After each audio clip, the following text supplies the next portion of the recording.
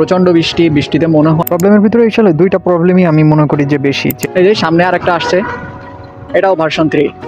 এখানে দেখতেছি এবিএস এর সিগন্যালটা জ্বলে আছে। নাই নাই নাই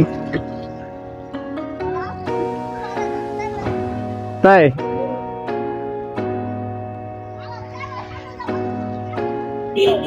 বন্ধ হবে না।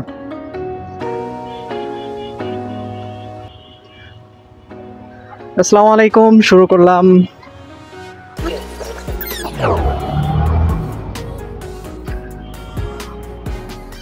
থ্রিল না, অনেক বৃষ্টি, আর এই বৃষ্টির মধ্যে একটা ব্লগ করা শুরু করলাম। অনেক দিন ধরে এইটা করব ভাবতেছি, কিন্তু আসলে সুযোগ হচ্ছে না, কারণ এই বৃষ্টি। আচ্ছা, কেন এটা নিয়ে আমি আজকে কথা বলতেছি? আজকে আমার সাথে আছে কোনটা বাইকটা সবার পছন্দের, বিশেষ করে ইয়াং জেনারেশনে যারা আছেন তাদের অনেক পছন্দের একটা বাইক হলো এই যে R15 ভার্সন 3। এই বাইকটা 2025 সালেও এসে মানে সমস্ত ইয়াং জেনারেশনের একটা ক্রাশ বলা চলে, কিন্তু এখনও এই 2025 সালে এসেও কি এই বাইকটা ওর্থ ইট কিনা, তার একটা ভিডিও আপনাদের সাথে আজকে শেয়ার করব। এখনও কি কি আছে গাড়িটাতে, কেন বাইকটা আসলে সবার পছন্দ, সেটা জানার চেষ্টা করব। ভিডিওটা শুরু করার সাথে সাথেই আসলে আমি যখন আঁকা শুরু করব তখনও বৃষ্টিটা শুরু হয়েছে। এখন একটু বৃষ্টিটা কম, তারপরেও ঝিরিঝিরি বৃষ্টি হচ্ছে। বাইকটা কেন এখনও মানুষের এত পছন্দ আপনি চিন্তা করেন। এখনও যে সুন্দর কুইক থ্রটেল কাজ করে, স্পোর্টস লুক। এই যে সামনে আর একটা আসছে, এটাও ভার্সন 3। যদিও বৃষ্টির মধ্যে একটু কাদা হয়ে গেছে, তো বাইকটা যদি আমি সম্পূর্ণ দেখাই অত ভালো একটা আসবে না, অত সুন্দর লাগবে না। এটা হলো 2022-এর মডেল, আর বাইকটা হচ্ছে আমার ভাগ্নে, ওর নাম হলো রাইসুল ইসলাম রবিন, ওর বাইক। তো বাইকটা চালানোতে একটা আলাদা মজা আছে, কারণ কি এই যে বাইকটা নিয়ে আমি আর আমার ভাগ্নে যশোরে গেছিলাম। এটার R15 একটা স্পোর্টস বাইক হিসাবে এত ভালো মাইলেজ দেয় এবং এত স্মুথ রান করে যেটা বলার মতো না। এটা হলো ডুয়েল চ্যানেল এবিএস। কিছুদিন আগে হয়তো বা এটা শুনলাম যেটা এটার এবিএসটা ঠিকভাবে কাজ করতেছে না। প্রচণ্ড বৃষ্টিতে মনে হয় ক্যামেরা ঘোলা হয়ে গেছে কিনা বলতে পারতেছি না। ভিডিও করার মতো আমি সুন্দর কোনো প্লেস পাচ্ছি না যেখানে রেখে আপনাদেরকে একটু গাড়িটা সম্পর্কে দেখাবো। আর এখন আলো সন্ধ্যা ভাব, মানে আলো কম হয়ে গেছে। এটা হলো R15-এর যে ককপিটটা অনেক সুন্দর না? এটা হোয়াইট ডিসপ্লে। ভার্সন 4-এ এখন যে নাইট মোড এবং সাদা দুইটা মোডই আছে, দুইটা মোড ভার্সন 3-তে নাই। এখানে দেখতেছি এবিএস এর সিগন্যালটা জ্বলে আছে। এটার কারণ হচ্ছে এই গাড়িটাতে এবিএসটা নষ্ট হয়ে গেছে, মানে এবিএস যে মডিউলটা আছে ওই মডিউলটা নষ্ট হয়ে গেছে। গাড়িটা যারা চালাইছে তারা তো অবশ্যই বুঝে এটার আউটলুক, অ্যাক্সেলারেশন, হেডলাইটের লুকিং, টায়ারের থিকনেস। আর স্পোর্টস গাড়ি হিসাবে গাড়িটা আসলে সুন্দর, যদিও একটু লং ড্রাইভে কোমরটা একটু ব্যথা হয়ে যায় আর সার্ভিস কস্টটা একটু বেশি, কিন্তু এগুলা ছাড়াও অন্যান্য দিক তুলনা করলে গাড়িটা এখনও প্রত্যেকটা ইয়াং জেনারেশনের ক্রাশ। স্পোর্টস গাড়ি বলতে কিন্তু আমরা 3টা গাড়িকে আসলে খুব বেশি প্রায়োরিটি দিই। এর ভিতরে হচ্ছে R15, GSX-R আর CBR না।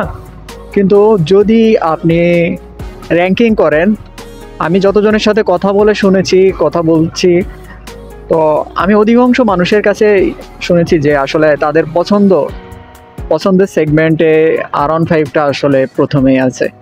এটার মূলত কারণ হলো R15-এর টপ স্পিড যেমন ভালো, তেমনি এই যে চালাতো অনেক মজা।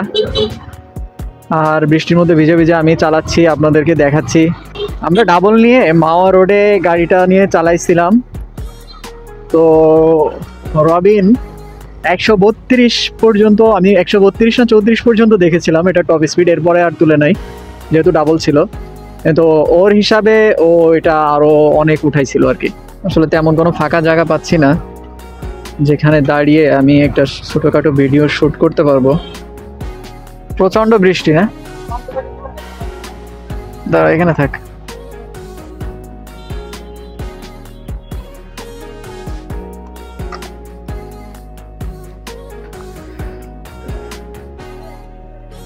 আসতেছে একটুখানি, একটু ভার্সন 3-র সামনের লুকটা দেখেন। সামনের লুকটা হচ্ছে অনেক সুন্দর লাগে আমার কাছে, বিশেষ করে এটা ও ভিতরে একটা ডিআরএল লাগাইছে, এটা আসলে স্টকে থাকে না। আর সামনের টায়ার তো, পিছের টায়ার সবাই জানেন, সামনের টায়ার 110 সেকশনের আর পিছে 140 সেকশনের টায়ার। আর এটা যদি ইন্দোনেশিয়ান ভার্সনটা আসে, ইন্দোনেশিয়ান ভার্সনটা আসলে ইউএসডি সাসপেনশন থাকে, কিন্তু এখানে আসছে টেলিস্কোপিক সাসপেনশন। আর ওই যে বললাম না যে এবিএস এর সমস্যা হয়েছে, এবিএস এর সমস্যার কারণে ও আলাদাভাবে এটা ম্যানুয়াল সিস্টেম করে নিয়েছে। মডিউলটার প্রাইস মনে হয় একটু বেশি, যতদূর শুনেছি মনে হয় 30,000 টাকা মতো হবে, এই জন্য আর কি ও এটা শর্টকাট করে নিয়েছে। আর এখানে এটা আলাদা লাগাইছে, এই যে বেলি পেনটা এটাও আলাদা লাগানো, আফটার মার্কেট। যদিও বাইকটা একটু নোংরা হয়ে গেছে, আজকে টাঙ্গাইল থেকে ঘুরে আসছে বাইকটা। এতদিন পরেও আমি এই বাইকটা দেখাচ্ছি, এর কারণ হলো এটা নিয়ে আসলে ভিডিওটা করা উচিত। কেন এখনো মার্কেটে এটা এত রাজত্ব করতেছে? এখানে এক্সট্রা ফগ লাইট লাগাইছে, যেগুলো আসলে থাকে না। ও আরসিবির ক্লাস। আর এটা সম্পর্কে আপনারা মোটামুটি সবাই জানেন। এটা ফুয়েল ট্যাঙ্ক ক্যাপাসিটি যদি বলি, ফুয়েল ট্যাঙ্ক ক্যাপাসিটি সম্ভবত 11 লিটার না। আর ডাবল পার্টের সিট, এখানে পিছে আরেকটা পার্ট থাকে, কিন্তু এখন R15 এর ক্ষেত্রে সকলকেই দেখছি আমি যে পিছের এই পার্টটা আসলে মাঠগাটা যে এটা খুলে ফেলে একটা স্পোর্টস লুক আনার জন্য। অয়েল কুল ইঞ্জিন, অবশ্যই ইঞ্জিন 155 সিসির ইঞ্জিন, SOHC বলে যেটা। আচ্ছা, এখানে VVA মানে কি, ভেরিয়েবল ভালভ অ্যাকচুয়েশন। আর SOHC ইঞ্জিনটা বলতে বোঝায় সিঙ্গেল ওভারহেড ক্যাম্পশ্যাফট ইঞ্জিন। প্রবলেমের ভিতরে আসলে দুইটা প্রবলেমই আমি মনে করি যে বেশি, যে আপনার সার্ভিসিং কস্ট আর ব্যাক পেইন। এছাড়া আমার কাছে তেমন কোনো প্রবলেমই লাগে না, কারণ ইয়ামাহা এমন একটা ব্র্যান্ড তৈরি করেছে যেটার আরেকটা প্রবলেম বলতে গেলে এটা হলো মার্কেট প্রাইসটা কিন্তু তুলনামূলক অন্যান্য ব্র্যান্ড থেকে একটু বেশি। যেহেতু ইয়ামাহা একটা ভালো ব্র্যান্ড ভ্যালু তৈরি করেছে মার্কেটে, তো সেই অনুযায়ী বাইকটা ভালোই সার্ভিস দেয়। এই বাইকটা চলা, যদি আমি ট্রিপ দেখি, কিলোমিটার এভারেজ মাইলেজ দেখাচ্ছে এই বাইকটা। অডোমিটারে দেখতে পাচ্ছেন এখানে 32,423 কিলোমিটার চলা। এর ভিতরে বাইকটা মনে হয় একবারই ইঞ্জিন হেড গ্যাসকেটের প্রবলেম হয়েছিল এখান থেকে, আর কোনো প্রবলেম, তেমন মেজর প্রবলেম হয় নাই। আরেকটা হলো এই যে ABS এর। বাইকটা মডিফাই করলে অনেকভাবে মডিফাই করা যায়, এগুলো আসলে চেঞ্জ করা যায়। অনেকে এই যে লুকিং মিরর, ভাইজর, হ্যাঁ, ট্যাঙ্কের উপরে একটা পুরো ট্যাঙ্ক কিট লাগায়, এই 3 পার্টের হ্যান্ডেলও অনেকে চেঞ্জ করে ফেলে। তবে বাইকটার মাইলেজ সম্পর্কে জানতে গেলে মাইলেজ অসাধারণ মাইলেজ দেয়। সিটির ভিতরে 40-45 তো অনায়াসেই চলে আসে একটা স্পোর্টস বাইক। আর আমরা হাইওয়েতেই 50-52 কিলোমিটার পর্যন্ত মাইলেজ পেয়েছি।